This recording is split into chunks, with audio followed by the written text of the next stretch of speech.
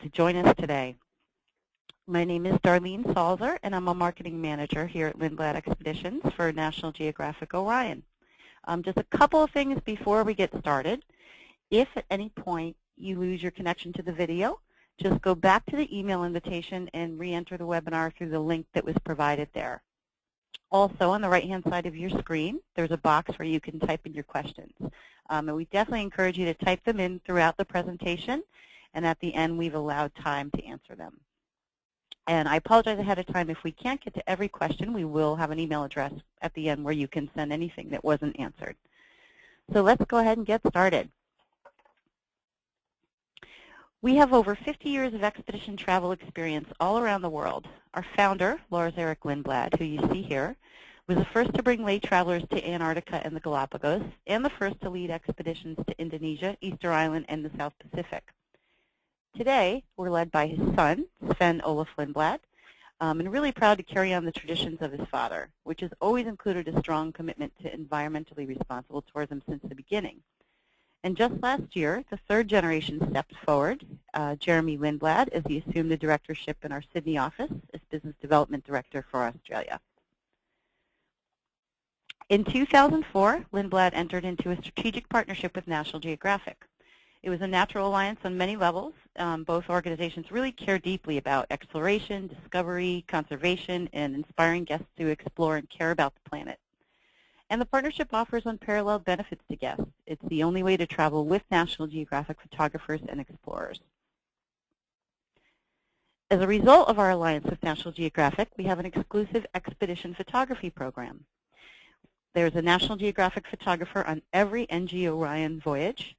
And also there's a Lindblad Expeditions National Geographic Certified Photo Instructor.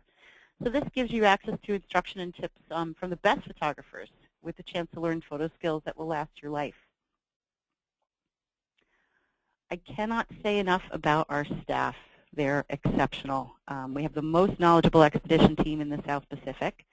Every voyage sails with 6 naturalists, plus an undersea specialist, dive masters, a photo team, video chronicler, wellness specialist, and there are also global perspective guest speakers on select voyages. So for you, this means more learning and more personal attention. And one guest summed it up the best when she said, if I could remember everything they taught me, I'd have another year of college under my belt.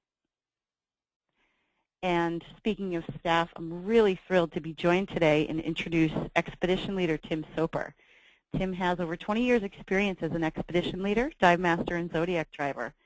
His lifelong passion for the sea led him to study at the University of Wales Marine Laboratories, where he combined oceanography and marine biology to earn an honors degree in ocean sciences. He's led expeditions all over the world, including many in the South Pacific, and has spent a lot of time on the NG Orion. He was the expedition leader on board her inaugural voyages and will be on board for these voyages that we're talking about in the presentation. Hello, Tim. How are you? Hello. Yeah, very well, thank you. Can you hear me? Yes, yes. Okay, great to have you. All right, well, I'll turn it over to you to talk about the ship and our itineraries in the South Pacific. Great. Well, thank you very much, Darlene. Hello, everyone. Yeah, my name's Tim Soper, and it was my pleasure to be the expedition leader for the inaugural voyages aboard the National Geographic Orion, a ship that I imagine many of you are already familiar with. And here she is with her smart new colors, the yellow stripe, and the new name, National Geographic Orion. And this is a picture taken on our inaugural voyage, and that's actually Jeremy Lindblad sitting in the Zodiac there. She's an amazing ship, purpose-built as an expedition ship, carrying just over 100 guests at any one time. And because she's purpose-built as an expedition ship, she blends comfort and capability very well with a very good and well thought out design. So she's a really great platform for our expedition voyages. She's an elegant ship, as you can see, very, very comfortable on board, and we'll show you some of the interior in a moment. The atmosphere aboard is very relaxed, and she looks good. She's an impressive ship when we arrive somewhere. Heads turn, and she's a really very nice ship to sail aboard. The deck space is excellent, as you'd hope for with an expedition ship. Of course, you want to be seeing outside as much as possible, so there's really good deck space. This is the sun deck up on deck 6, where there's a bit of a sunbathing area, nice shaded area to read, and also a jacuzzi for cooling down in the tropics and warming up in the polar regions. This is also a place where there's a little bar, so we have sunset cocktail parties and such like up there on deck. Down below there's the lounge, the main lounge, which is really the hub of life on board during the day and during the evening. This is where in the morning you can stop by and get a cup of coffee, a freshly made cappuccino. All of our presentations happen in here, so we have some big screens so that we can have lectures and workshops in the lounge.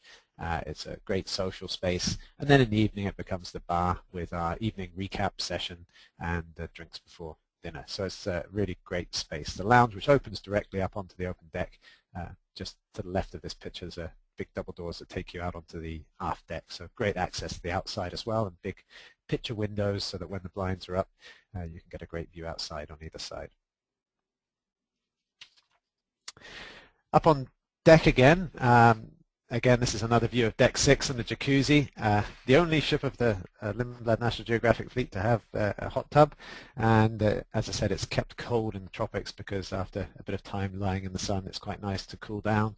But in the cooler regions, it's really nice to be able to sit in the hot tub and watch icebergs float by. But as you can see, great deck space up there on deck 6.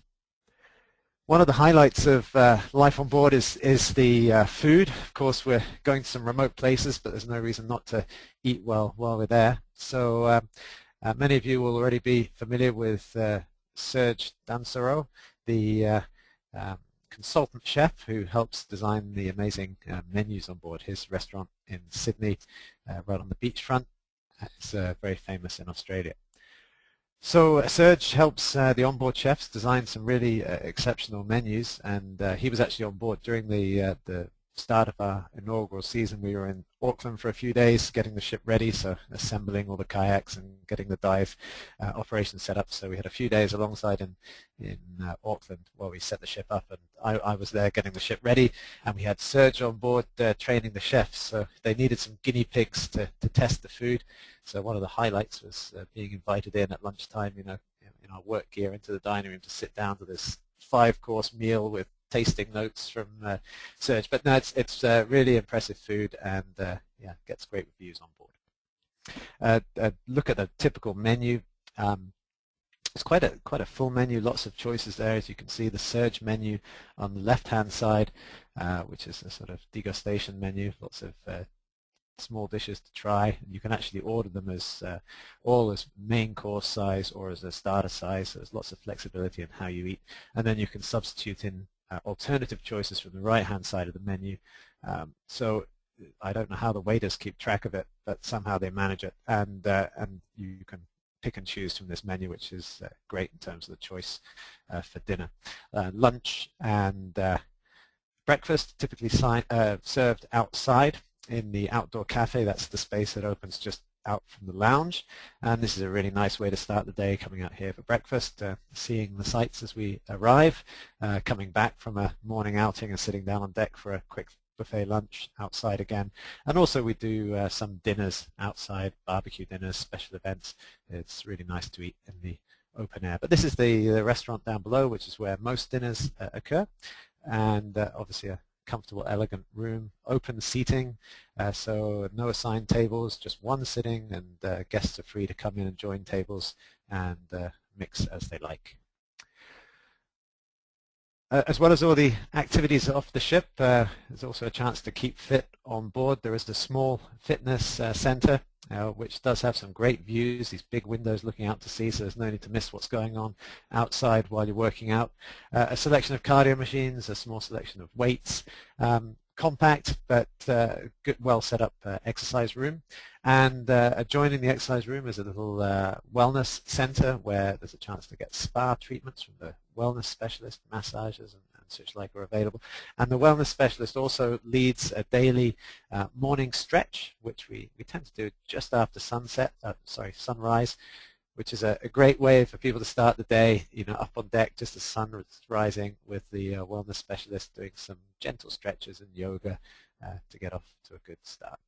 There's also a sauna on board, obviously more popular in the colder climates, but a chance to sauna as well.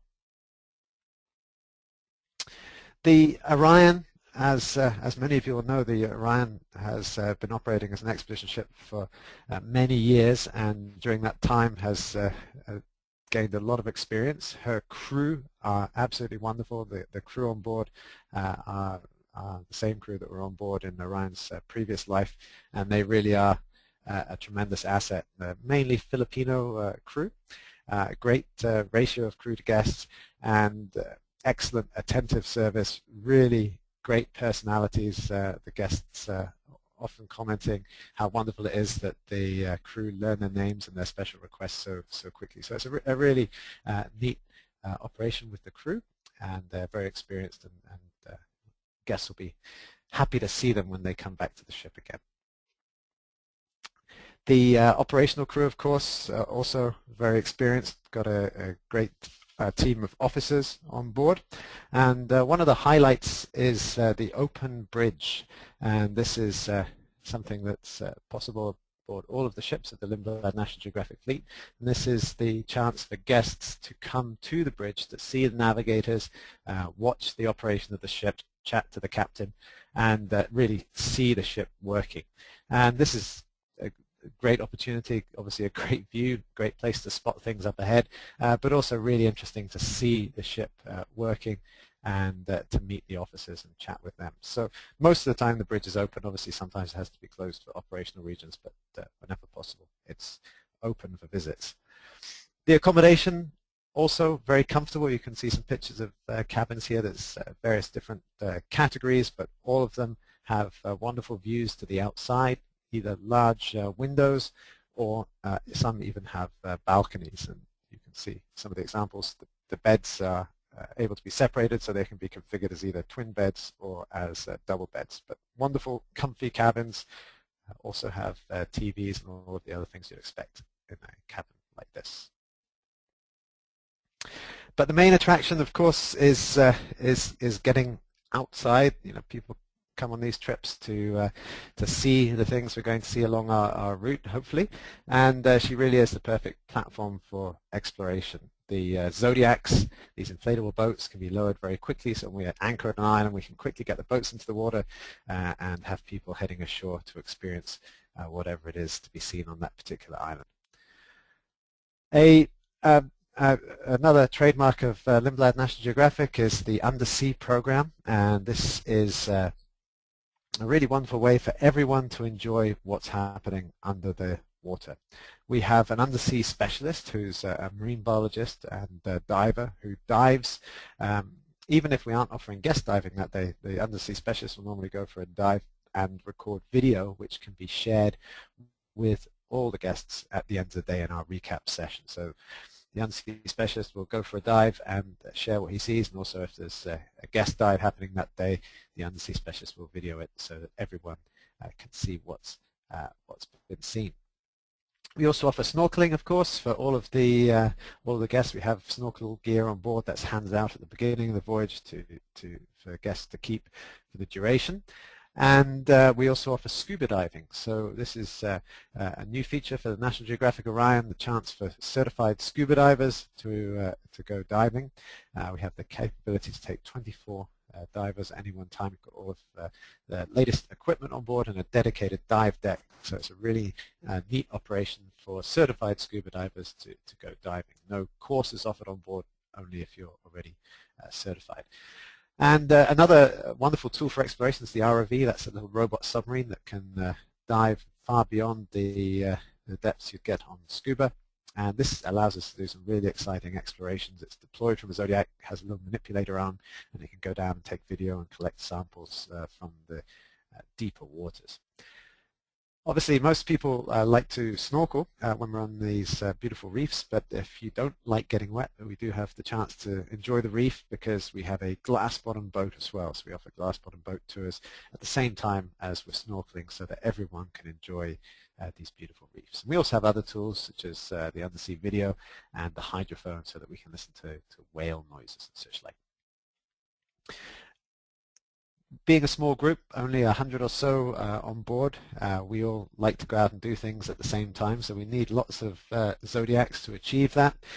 We have a large fleet of 14 Zodiacs and lots of staff to drive those Zodiacs so we can all go out and do things at the same time. We also have kayaks, a big fleet of kayaks on board, 24 double kayaks, so that's nearly 50 people out on the water kayaking at any one time potentially. Another tool we have is the video microscope, which is a special microscope set up in the lounge so that we can collect samples, and then the biologists on board can bring those back and look at them through the microscope, projecting that image onto the screen so we can actually share that with the whole group in real time. It's really exciting.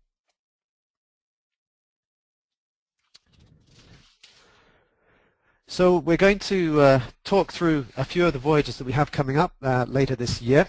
I'm really excited about these voyages because I'm going to be leading them, and we have a wonderful team to be guiding them as well. So we're going to talk through 4 voyages here, and we'll go through them one by one, and I'll point out some of the highlights to you. The first is a voyage that starts in Fiji, making its way east to Tahiti, Papeete.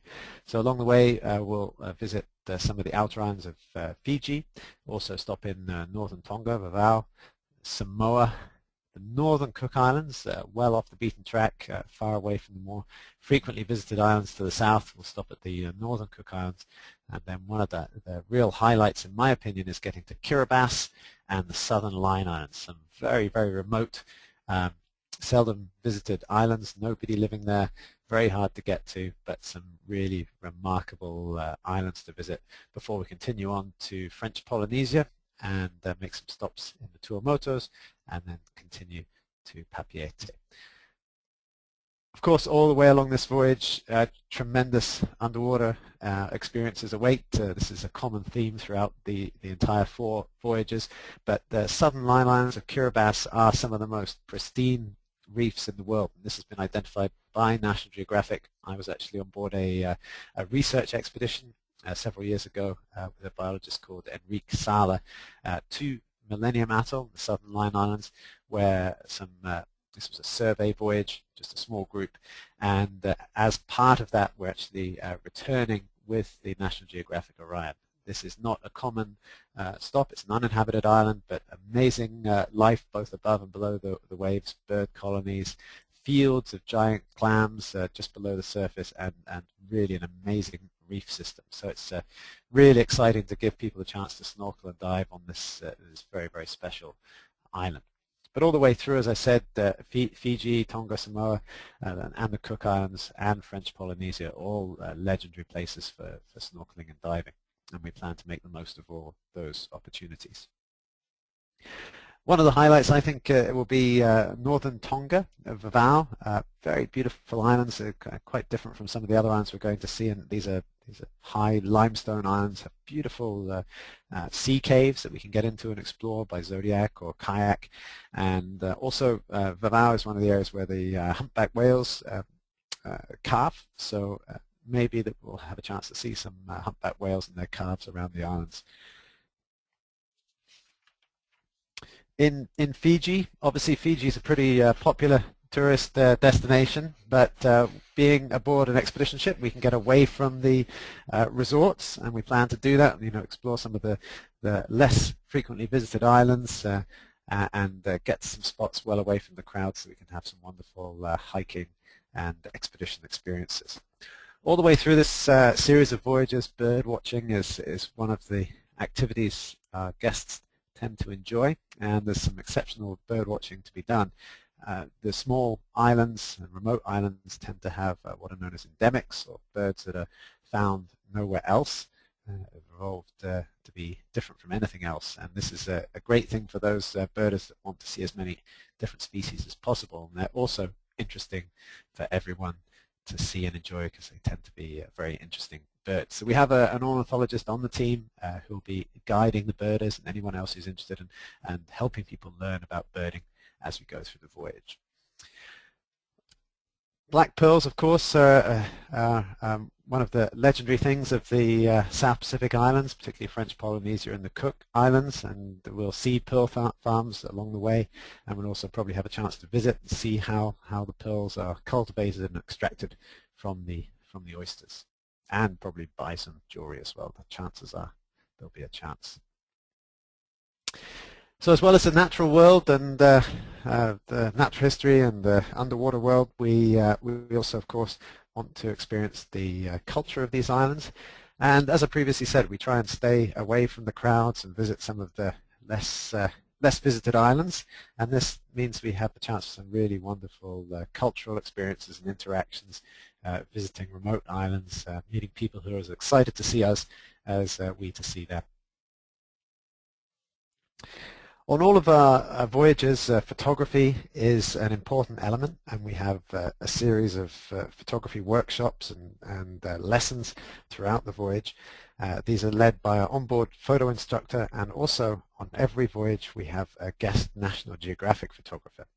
And on this particular voyage, we're very fortunate to have Flip Nicklin joining us. Flip's been involved in National Geographic since the 70s and is probably the best known whale photographer anywhere in the world. He really pioneered underwater photography with whales, and he's a tremendously interesting person, not just from his photography, amazing stories, and also for somebody that's so experienced, he's amazingly humble and very, very personable. So it's quite fantastic to see a photographer of this stature sit down with a guest who's struggling to learn how to work their new point-and-shoot camera and talk them through the features. So learning from the experts is really great. On to the next expedition, the voyage between Papeete and Easter Island, taking us all through the islands of French Polynesia, the Society Islands, Tuamotus, right onto the Gambiers, and then into the Pitcairn group, 3 islands of the Pitcairn group, Pitcairn itself, Henderson and Ducie, and then on to Easter Island, where we end our voyage. Starting at the end at Easter Island, of course, one of the highlights of the voyage comes right at the end when we disembark the National Geographic Orion and have the chance to spend a few days on Easter Island, being guided by excellent local experts, who are actually guided by some of the archaeologists who uncovered some of these moai, and we really have excellent guiding team there, and it's a very interesting island to get to know. All through the islands of French Polynesia will be greeted as we come ashore with dances. The islanders tend to put on a nice welcome dance for us, and this is really a great way to start our landing, a nice South Seas dance welcome before we set off and explore each island. The islands of the Pitcairn group, particularly Henderson Island, is very interesting from a natural history perspective. Pitcairn itself, of course, the home of the Bounty mutineers' descendants, but the other 2 main islands of the group, Henderson and Ducie, are uninhabited, and Henderson is a big uplifted coral island and has some really interesting bird life on it, including the endemic Henderson rail, and the islands of the Pitcairn group also have wonderful undersea life and are part of the biosphere reserve.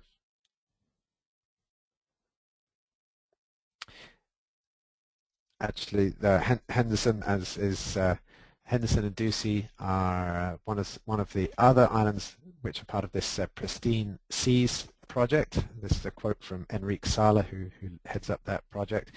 And because they're so remote, people don't fish there, they don't dive there, and the reef systems on Henderson and Ducie are really amazing. Of course, being in open ocean, miles from any large land masses, the visibility is absolutely phenomenal. So you get these gin clear waters, visibility going on for miles, and beautiful coral. So yeah, the diving and snorkeling in the Pitcairn group is also very, very exciting. Of course, we're going to French Polynesia, and no visit to French Polynesia would be complete without going to Bora Bora. Of course, this is a popular spot and lots of resorts here, but being aboard an expedition ship, we can really get away from the crowds, and we make a stop in the lagoon. We get a little bit away from the resorts and concentrate on some of the offshore motus, which give us the best views back towards the main island, this legendary view of Bora Bora. On this voyage, we're joined by another excellent National Geographic photographer. This is Chris Rainier, and Chris, slightly different from Flip in that he has made a career photographing people and cultures, and has done some really amazing pictures documenting things like tribal tattoos and traditional jewelry. And yeah, so having him on board for this particular voyage will be great, with all the tattoos of the Polynesians, and he's also a wonderful person to sail with. Our next voyage is shifting from the Pacific into the Spice Islands. We're making our way from Bali to the Great Barrier Reef. This trip starts in Bali, hops its way through the Indonesian islands into the Banda Sea, stops in New Guinea and West Papua, and then through the Torres Strait and down the Great Barrier Reef, some very familiar Orion territory as we make our way down the Great Barrier Reef and into Cairns. This is one of the highlights of the voyage, in my opinion, the chance to get to the Asmat. This is a really remote part of West Papua, Indonesian New Guinea, where there's a big river system and some very primitive tribes living. Until very recently, these areas were pretty much unvisited. So we can actually bring the National Geographic Orion into these rivers and then set off exploring further in the zodiacs. This is the kind of scene that awaits, this flotilla of canoes are greeting the zodiacs as we arrive. And the first time this happened to me, I was not expecting it. And when you come around a corner in the river and these canoes are waiting for you, it's quite an intimidating sight. And it's also really interesting, this culture of being in these big muddy rivers has developed without any stones at all. So everything is either from wood or from shells, all of the hard items that you see. Here's an Asmat tribesman. There's also wonderful art that's produced in the Asmat, so some great chances for souvenir shopping. Further west in the Spice Islands, Alor Island is obviously much more of an Asian influence, and it's really fascinating seeing the difference in the people and the cultures as we work our way through this region between Indonesia and Asia and Melanesia. And here you see some Alor Island dancers with their ikat weaves, these wonderful fabrics that are made. And another interesting souvenir that we'll see along the way as we pass through the Spice Islands. The Komodo Island is on this itinerary, and this is another really fascinating spot. Of course, it's famous for the Komodo Dragon, these huge lizards that can grow up to 3 meters long, and they can run pretty fast as well. So going off into the forest with the Komodo Island rangers to try and find the Komodo dragons is really an exciting stop. And it's a protected area. It's very well managed. Rangers there make sure that everybody's well guided. And as well as looking at the Komodo dragons, we also have the chance to go to one of the most beautiful beaches anywhere in the world. This is Pink Beach on Komodo Island, this sort of pink hue to the sand, and really fabulous snorkeling just offshore.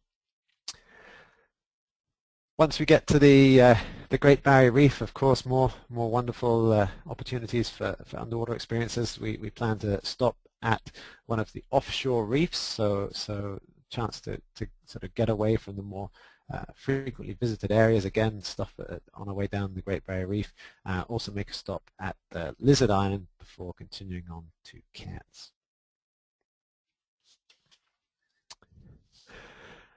On this voyage, we're joined by a guest lecturer, and this is someone who I'm really excited to sail with again after many years.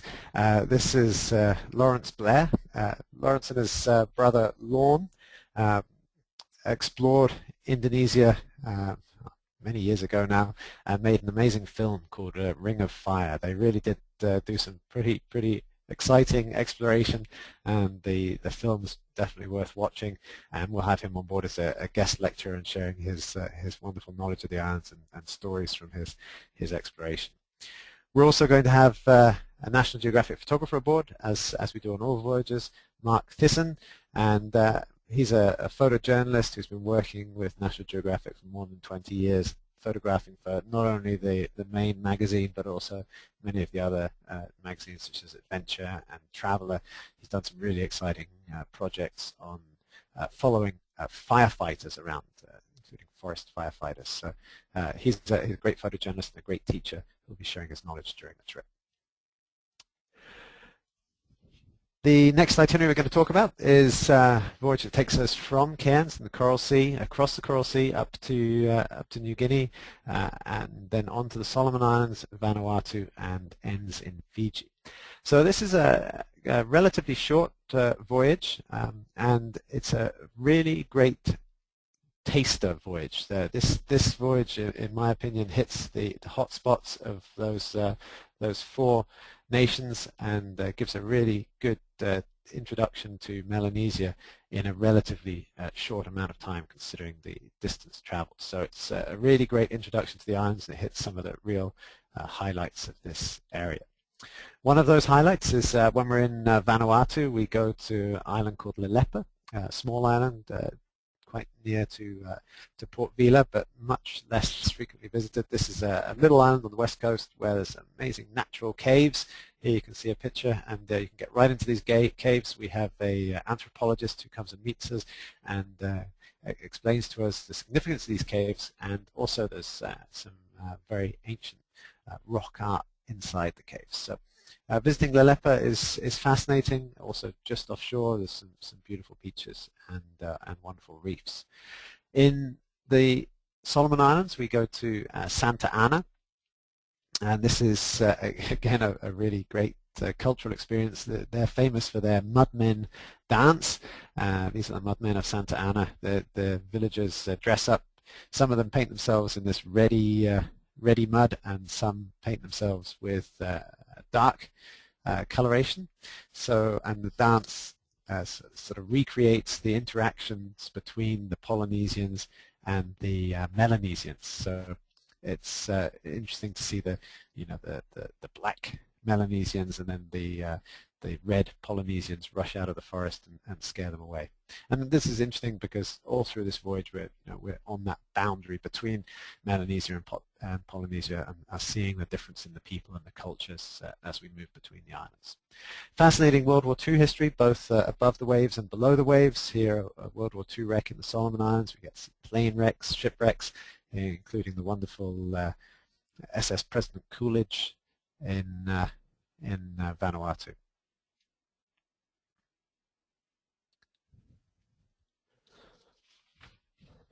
When we get to Fiji, we have the chance to see firewalking, and this is perhaps something you'd be more used to seeing in the resorts in Fiji. It's kind of been taken out of the islands and into the resorts for the tourists, but we try to do it in a more authentic way, and we actually go to the island where the firewalkers come from.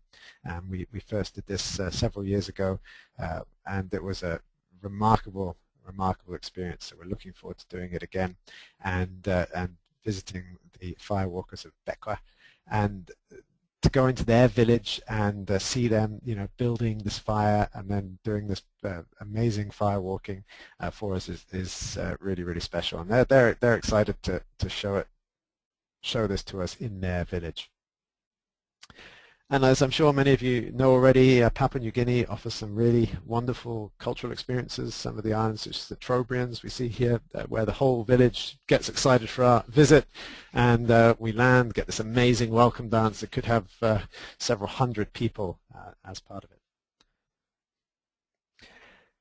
And on this voyage, we're going to be joined by a guest speaker. This is someone who can share a pretty unique perspective of New Guinea.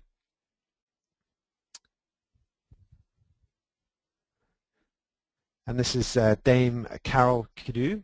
And she's actually an Australian who moved to Papua New Guinea, lived there, got married, and then became one of the politicians in Papua New Guinea. So she has really great experience in the country, and she's going to be sailing with us and giving a series of presentations as our Global Perspectives guest speaker. We're also going to have a National Geographic photographer, as always, on board this voyage. And this trip we're going to be joined by Chris Rainier, and I already spoke about Chris, but he's a wonderful shipmate and a great photographer to talk about how to capture cultures and people.